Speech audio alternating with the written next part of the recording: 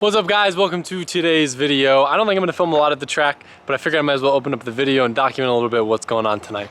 I'm bringing the old Z out. I'm gonna go do some tandems with Ginge. He's driven his Z, and then Sean's gonna be out there with his S15. Colette's out there with her 3-rotor, and I'm kind of excited because we made a couple changes to the Z. I'm not running nitrous, but I did go up in spring rate in the rear. I've always recommended people go 5Ks. I went 4K. I think it was a little too soft, and it just always made my car really hard to drive at transitions. So in addition to upping the spring rate in the rear, I also added a front sway bar. If you have V1 Wisefab, there's no brackets for a sway bar, so it's kind of a pain, but Bell makes a bracket that bolts right onto the Wisefab arm, so I've got that now, just like Ginge, and I already did a couple test laps around the compound, and the car feels so much more predictable in transition, and so much less like stally at big angle. I'm gonna drive the car over to the track. Colette's using my trailer, my truck, so I'm just gonna street drive the old Z like the good old days, and bang some doors.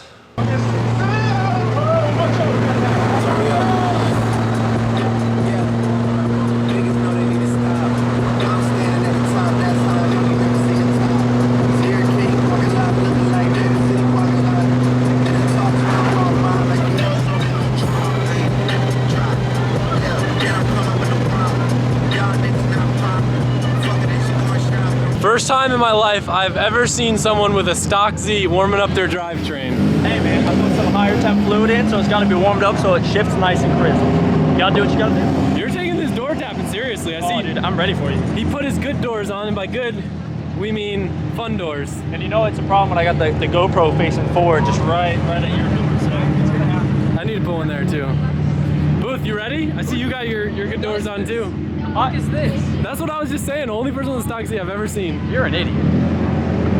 Let's hear it.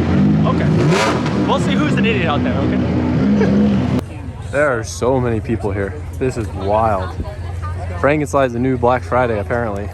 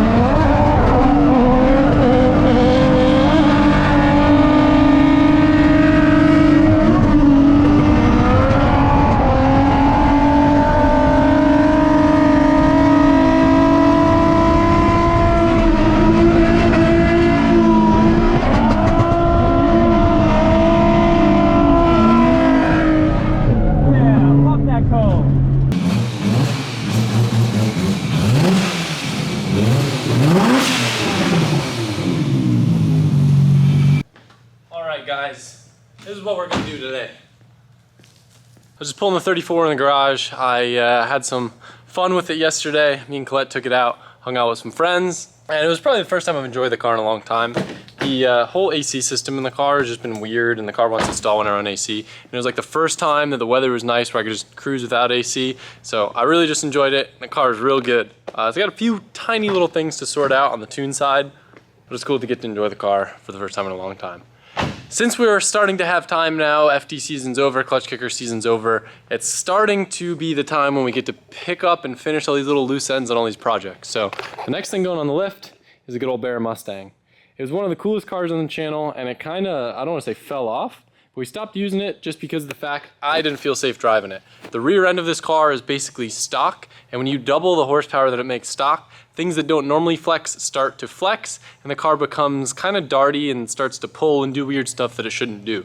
So we've ordered a whole slew of upgrades. We're gonna throw the car up on the lift, and we're gonna start to beef it up the rear end, so you can put the power down, go straight, be fun, and most of all, more safe. As I get older, I start to realize, yes, driving stuff that is darty and all over the place is fun and exciting, When you have the ability to do it right and you can financially make a car safer, there's absolutely no reason why you shouldn't, especially if you're driving on the public road and you could be putting others' lives at risk. See if old girl fires up. It's been a minute.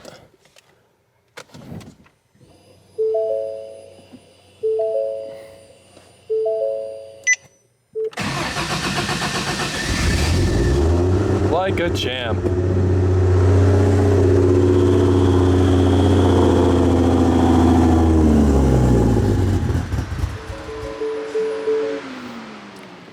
All right, maybe she needs a little gas.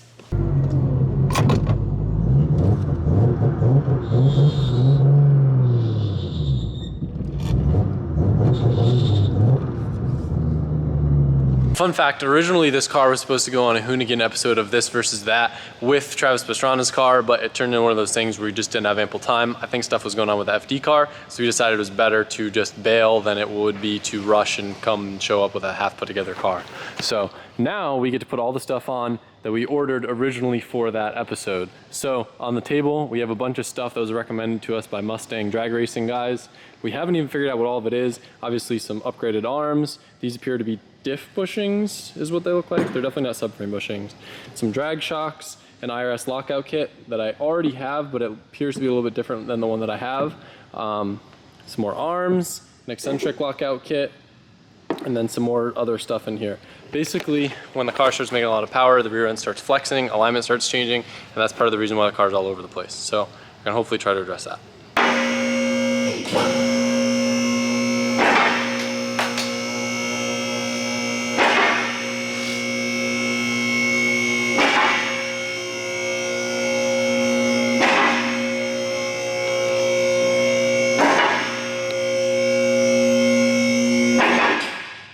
All right, let's check in with the mad scientist. Mad scientist, what'd you find? What moved? Mad scientist. I don't know if I'm a bad scientist, but... No, not bad, mad. Mad. Yeah, I'm very mad.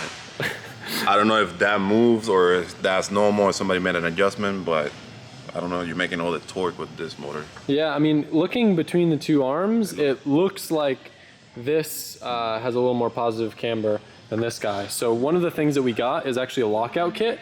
So this is an eccentric bolt to have some adjustment, and the lockout kit will prevent it so it can't move, which is obviously it something that looks like somebody adjusted because there's markings on the bolts from sockets, so it could be an adjustment that somebody made, but at the same time, it doesn't even look like it's really an eccentric bolt. Like, I'm curious how with this design, like, does it just hold on with pressure? I think so.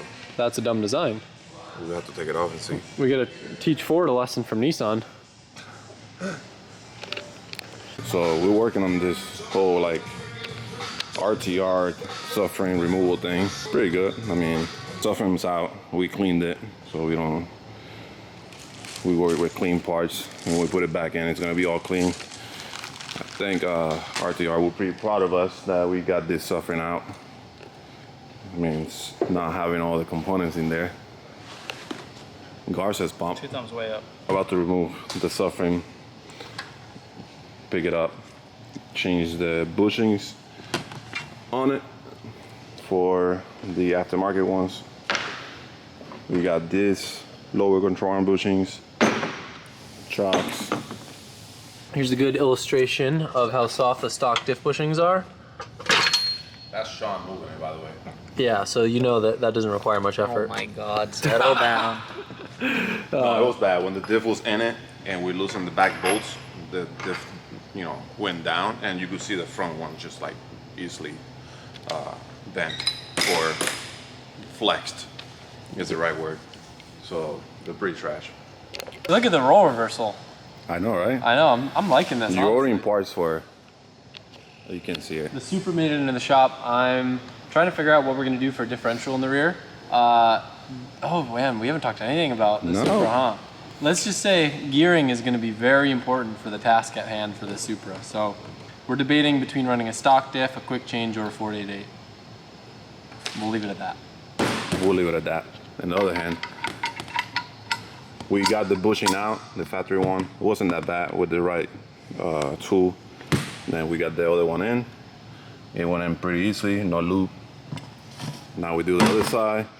And then we get to do the ones on the subframe. Hopefully they just come out. They come out as easy as the knuckle, the lower control and bushings came out.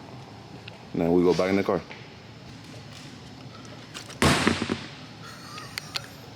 So one of those super long time homies, Billy Perry specifically, stopped by to say what's up while he's down here in Florida for Swamp Fest. And I'm not joking when I say, like, when I wasn't even making YouTube videos, I remember watching his videos at Haven Skate Park. One of the main influences for me getting into making BMX videos back in the day. He stopped by, we were just around with the Z real quick. And I want to have him, I was gonna have him ride on the hood, but the hood's a little too fragile, and you know, I don't want to dent my clean hood, but my doors are pretty banged up, so I'm gonna have him see if he can do a wall ride while I'm doing a burnout on the Z. Let's do it. I know you New York boys like riding on hoods of cars, but what about doors? I've never done one. I was just telling him I was a little bit nervous, but You almost might be able to double peg this, but I don't want to do that. I definitely don't want to do that. yeah, we got glass, so try to be gentle on her if you can. I was telling She's kind of clean. If we can, I would love it if we could stay on the door. Like not this panel, right? Yeah, I think that's okay. I think that'll be all right. Yeah, if we can just avoid this part. Okay. I'll keep my mirror folded in for you. I'd say you could jump on the roof, but I know you don't got hops like that. I'm just playing. I'm stressing this, to be honest. No, you're good. I'll do it. If I had my bike, I'd do it. Yeah, you be straight, dude. Alright,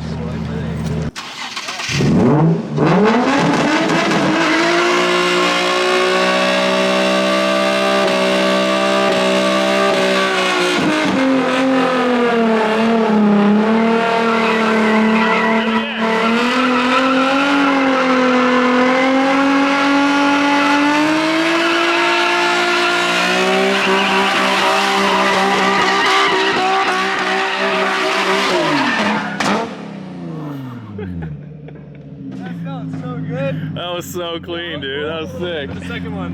That was sick. With the wall road felt perfect. They just popped me right off. It didn't scare me at all. That was awesome, man. You know when something's so easy that it's like, man, how can we make this crazier? That was sick. Now you gotta do it moving. Did you get a good shot? Your boy rolled up in a sick minty M2 competition and wants me to roast the tires, and I go, boy, tires that come on that car are way too expensive. But then he told me he got some cheapies, so we good.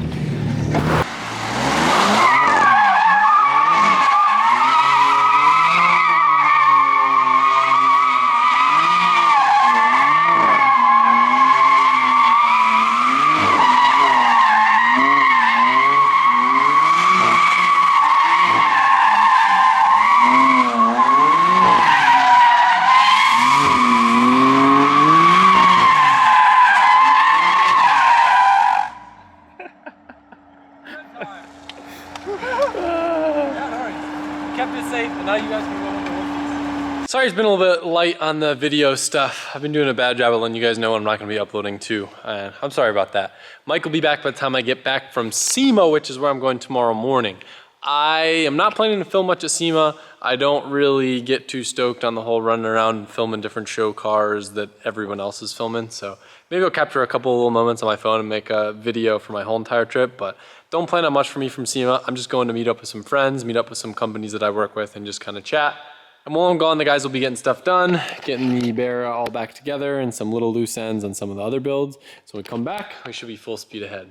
So I'm stoked for that. Hope you guys enjoyed this video. I know it was a little all over the place. We've got our very last drop happening during the span of the Blitz 03 wheel giveaway in a few days, so keep an eye out for that. I don't know if it's gonna be tomorrow, the day after tomorrow, whatever. I still gotta take promo photos. This is one of the shirts somewhere right now. But I hope you guys like that stuff, and I hope you guys like this video, and I hope I see you guys soon. Thanks, bye.